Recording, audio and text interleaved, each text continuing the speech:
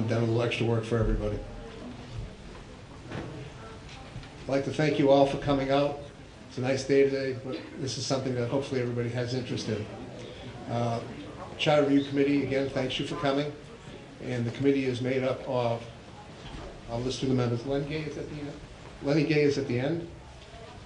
Dave Smith, Donna Brock, who is our Finance Committee rep, Ed Begley, Jack Houghton, Mick Jones, and Mike Snyder is going to be the moderator for today.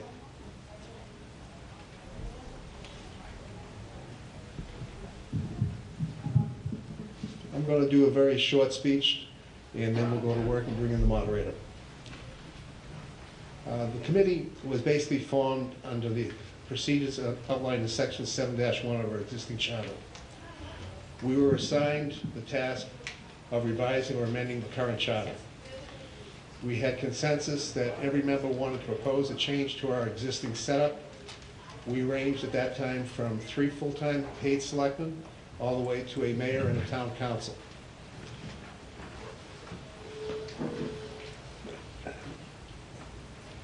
Basically, we had homework constantly given out at the end of each meeting to review and explain all the different forms of government and which way we're going to go. The majority decision after input from all members was to propose a change to a town council and a mayor form of government. It was felt that this form would provide the best chance for sustainability for Wareham. We now had 2 options. 1, recommend to the Board of Selectmen that an elected charter commission be established, or move forward and basically continue as a committee using the special act charter method. We decided on the special act method. We also asked for a legal opinion to confirm our direction would be acceptable to the Attorney General's office. We received back an opinion from the town council that this was an acceptable way to go. We then moved forward to put together a proposal package to present to the Board of Selectmen for them to put on the ballot for the April 10th town meeting.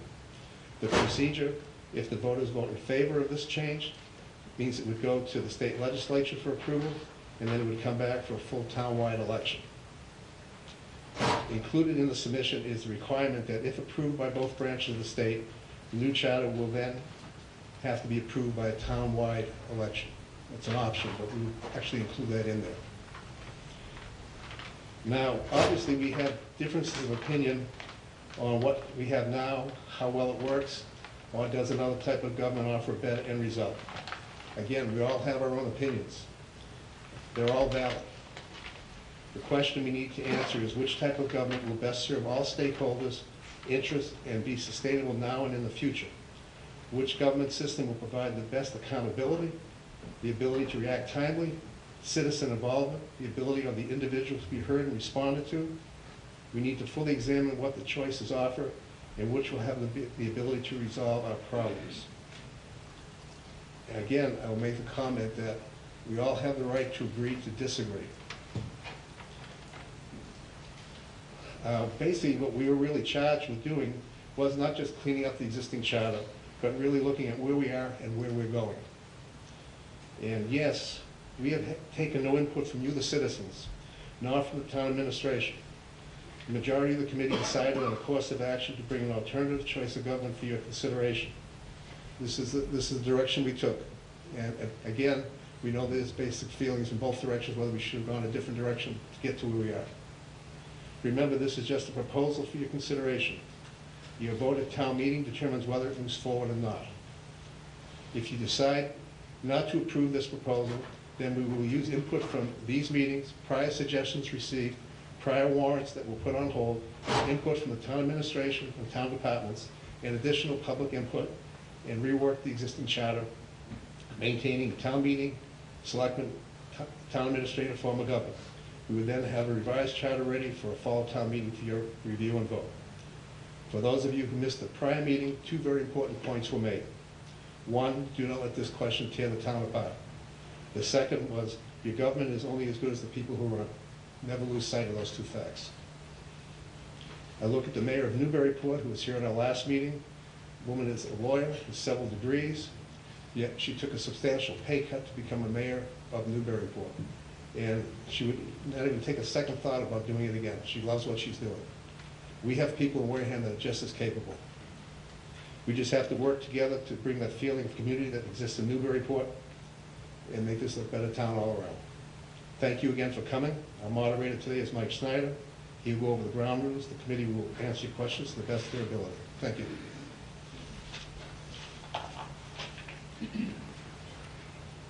Oh, I'm sorry. Under open meeting law, the Charter Review Committee has to open the meeting. I need basically a vote from the board committee. All those in favor of opening today? Opposed? Abstain? Okay, meeting is open for the Charter Review Committee public meeting.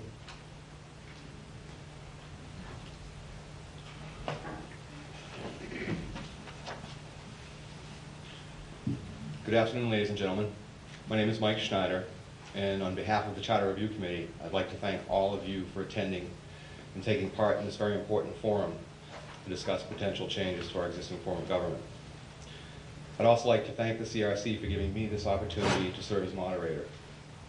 I look forward to helping facilitate a positive and constructive dialogue that will help have each of you walk away from this meeting feeling satisfied that you have had fair and reasonable opportunity to ask your questions. Toward that end, I think the goal of the CRC today is to have a well-rounded and civil discussion that encompasses a broad range of views. The etiquette of the day will be as follows. As you'll note, that there's several microphones in the middle of the auditorium. And I think that we're going to take questions by sections, starting with the right-hand section, moving on towards the middle, and going to the left in order to avoid any confusion. I'd ask that when you come to the microphone, that you state your name and if you live in the town. With that, I would like to open the floor for anyone questions from the right-hand side of the auditorium.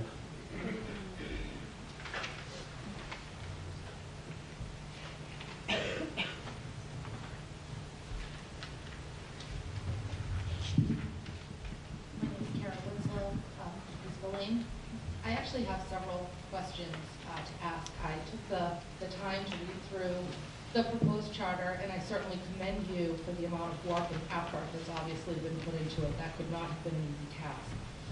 My first question is, currently we have a town administrator who I believe makes about $100,000 a year, and that individual serves not only as the chief executive officer, if you will, of the community, but he's also the procurement officer, the human resources director. He wears a number of different hats.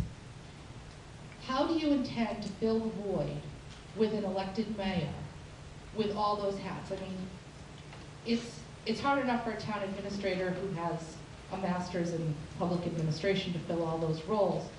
Looking around this room, while some of us might be good at some things and have strong, we have areas of strength, certainly finding someone within the community that would be qualified to do all the roles of a town administrator would be difficult. Have you considered what to do about those other positions? Thank you, Karen. The mayor's salary, which was listed on there, we originally listed it as being matching the current town administrator.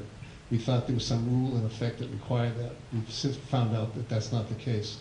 So the starting salary will be less. As far as the position, we actually have a town administrator and an assistant if you want to call it that. So the town currently has about $183,000 in expense, actually. The mayor, we can't answer at this point here who is going to run. A lot of times when a mayor position becomes available, people might move in from an outside area to come in to look for the job. You might have someone who's recently retired. There's a lot of retirees that are coming on board that are highly qualified people that run very large businesses. I can't answer